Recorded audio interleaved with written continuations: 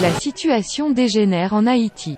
Les grandes villes sont paralysées par des manifestations en réaction à la levée des aides gouvernementales sur le carburant, dans un pays frappé par une extrême pauvreté. Hier, des locaux d'ONG ont été pillés dans la ville des Gonaïves. Dimanche, le Premier ministre Ariel Henry avait annoncé que les prix du carburant devraient augmenter, les subventions coûtant trop cher à un État qui manque cruellement de financement.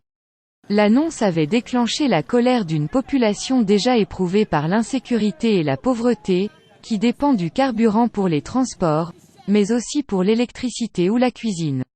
La colère des Haïtiens contre leurs responsables politiques couvait déjà depuis plusieurs mois, attisée par l'insécurité, la hausse du coût de la vie et les pénuries de carburant.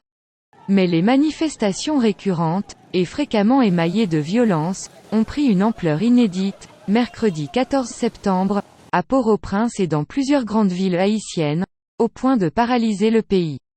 En cause, une augmentation du prix des produits pétroliers, entrée en vigueur le jour même, malgré le tollé provoqué par l'annonce de cette mesure, dimanche, par le Premier ministre, Ariel Henry.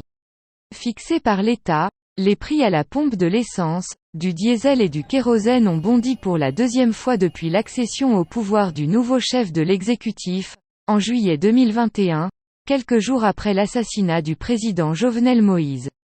Le gallon, 3,78 litres, de samplon 95 augmente de 128%, passant de 250 à 570 gourdes, de 2,11 à 4,83 €, tandis que le prix du diesel et du kérosène s'établit à près de 670 gourdes, soit une envolée de 90%.